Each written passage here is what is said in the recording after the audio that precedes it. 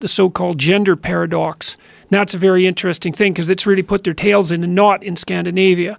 And that makes sense because the Scandinavians are going to have to deal with this first because they've gone the farthest down the road for like making their society gender equal. But explain that to people if they don't mind. I will. Okay, so imagine, first of all, that there's two kinds of equality that you might pursue. One would be equality of opportunity. And so that would mean that, there's wide range of talent across people regardless of their type, whatever that might be, sex, gender, race, ethnicity. There's talent distributed everywhere. And it's a kind of a truism, and I would say a truism of the West in the deepest sense, that each of the individuals within those groups should be put in a position where their talents they're encouraged to manifest those talents, partly because that would be good for them spiritually and psychologically, but also because that would be of obvious benefit to the community. Right? I mean, talent's rare, which people don't understand. There's lots of different kinds of talent, but in each domain it's rare. And so it's to everyone's benefit to exploit talented people to the maximal possible degree. So even if you're just selfish, you'd want to push for equality of opportunity because the more talented people there are out there, the more cool stuff you get to have, and hopefully the more diverse and interesting your life is. So you can pursue equality of opportunity policies, and the Scandinavians have done that, especially trying to knock down barriers for women in the workplace. And by all accounts, by all standard theories, the Scandinavian countries and places like the Netherlands, Canada to a slightly lesser degree, have gone farther than any other countries in pursuing those policies. Part of the consequence of that is that some of the differences between men and women have been minimized. So obviously there's far more women in the workplace than there were 40 years ago. And in many occupations, there's actually dominance by women. There's dominance in the universities. There's dominance in the healthcare fields. And so women have poured into the workplace. And hypothetically, there's problems with that because it's put a lot of stress on family structure. But hypothetically, that's for the best. And because it gives people a broader range of choices and it gives everyone access to more talent. So, and then also if you look around the world, you see that one of the best predictors of the probability of economic development in developing countries is the attitude in those countries towards equal rights for women. And it looks causal.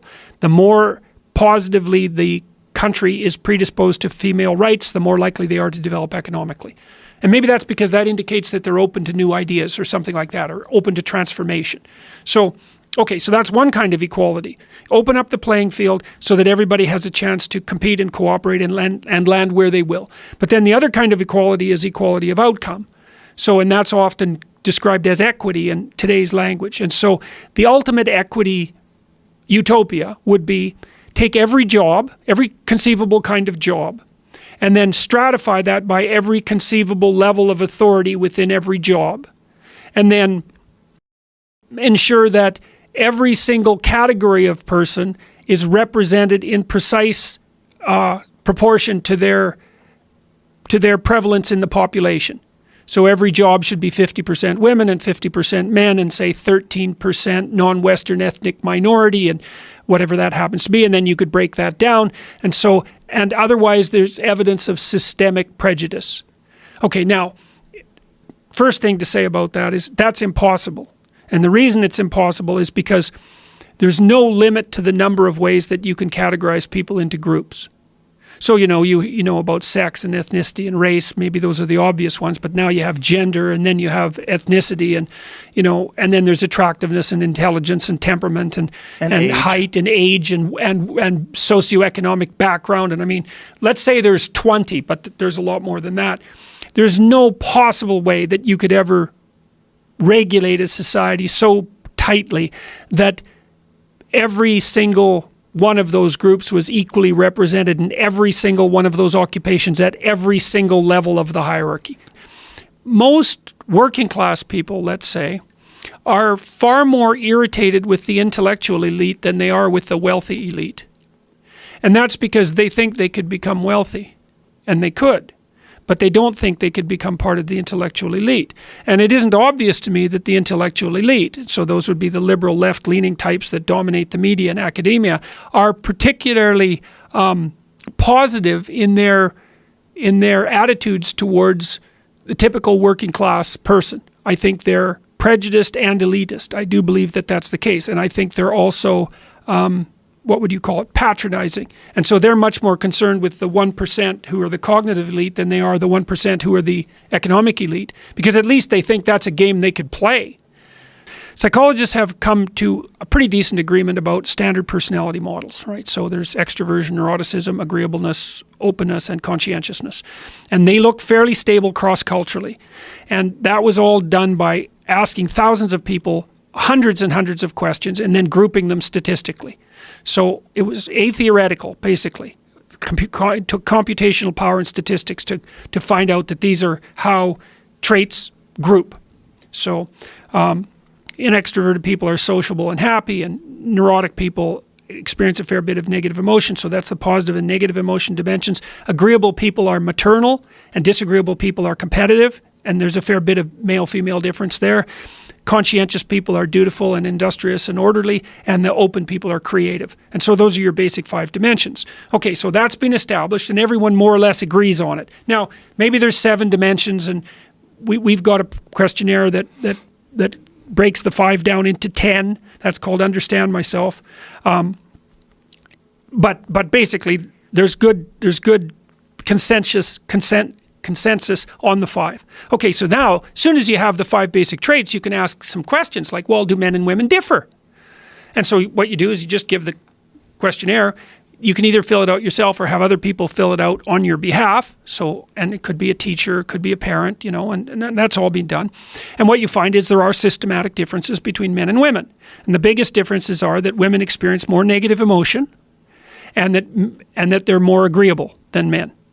So, and that's borne out by the psychiatric evidence, because higher levels of negative emotion are manifested in depression and anxiety, and women are diagnosed with higher levels of depression and anxiety all around the world.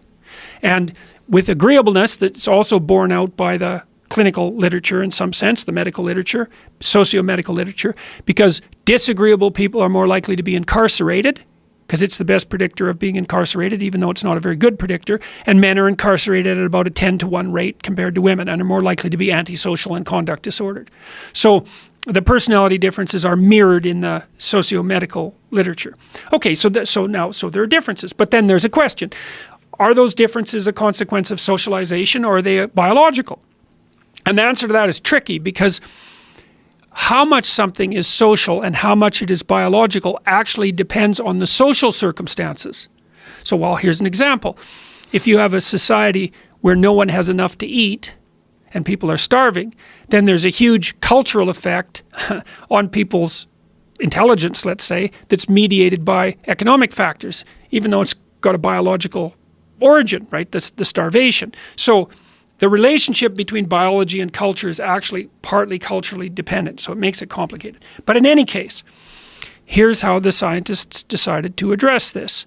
They thought, well, why don't we rank order countries by how egalitarian their social policies are, which you can do with a fair degree of reliability. You put the countries where women are second-class citizens at the bottom, and you'd put the Scandinavian countries at the top. You can get good reliability across raters for how you'd rate those countries. And then look at the magnitude of the differences between men and women by the egalitarian social policies. And so then you'll find out, and here's the hypothesis. If the differences between men and women are primarily social, then as cultures become more egalitarian, men and women will become more alike. That's not what happened. The opposite happened. The more egalitarian the society, and it turns out the richer the society, because that's also being discovered now, the more different men and women become. And so the differences are not huge. So with agreeableness, for example, if you took the average man, if you took a typical man and a typical woman out of the population, just randomly, and you had to bet that the woman was more aggressive than the man, you'd be wrong 60% of the time. So there's quite a bit of overlap, right? Because you'd be right 40% of the time. But the problem is that a lot of selection takes place at the extremes. Maybe you're only concerned about disagreeable people when they become violent, and maybe it's only the 1 in 50 most disagreeable person who's violent, and they're all men. So you can have quite a bit of similarity at the average level and big differences at the extremes. And the extremes is where people do things like employment selection. So the biggest difference that's been discovered between men and women, and this is the one that gets biggest in the Scandinavian countries, is interest. Men are more interested in things, and women are more interested in people. And it's a big difference. It's 1 full standard deviation. And so what that means is that if you were a man, you would have to be more interested in people than 85% of men to be as interested in people as the 50th percentile woman.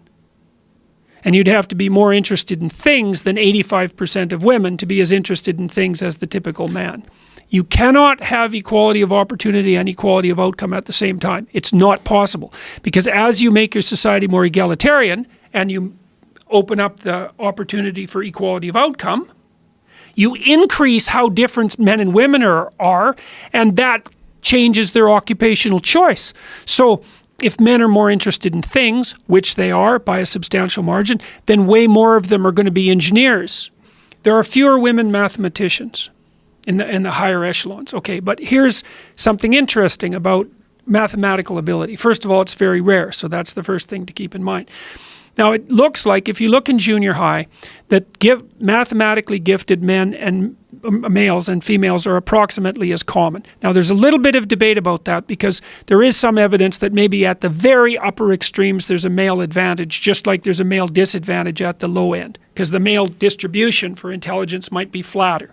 And so that's the greater male variability hypothesis. There's been papers putting that forward that have been retracted as a consequence of pressure from politically correct people, even though greater male variability is actually quite common in the animal kingdom for a variety of reasons. Men are more expendable, that males are more expendable in some ways, or you could say that males are more likely to pursue high-risk, high-return strategies. You can look at it either way, and it's certainly possible. In any case, the males in junior high who happen to be mathematically gifted are less likely to also be verbally gifted, whereas that doesn't seem to be the case for the females. And so if you're a male math nerd, then math is a pretty logical pathway for you because you don't have as many other options. Whereas if you're a female math nerd, you have other options because you're more likely to also be verbally gifted. And so that's enough to, at least in principle, account for some of the reason why there are fewer women mathematicians than men mathematicians. You know, and men are also more likely to work longer hours. And if you work 10% longer hours, you make 40% more money. There's a nonlinear return on. That's a good thing for everybody who's listening to know. If you have a job, you want to be the guy or the woman who's working that extra 10% because the return on that is nonlinear. So that's a really useful thing to know. Men are more likely to work outside. They're more likely to work in dangerous businesses. They're more likely to run full-time businesses rather than part-time businesses. And they're more likely to move in pursuit of their career goals. And that all contributes to differences in among Uber drivers, they make 7% more money because they drive faster.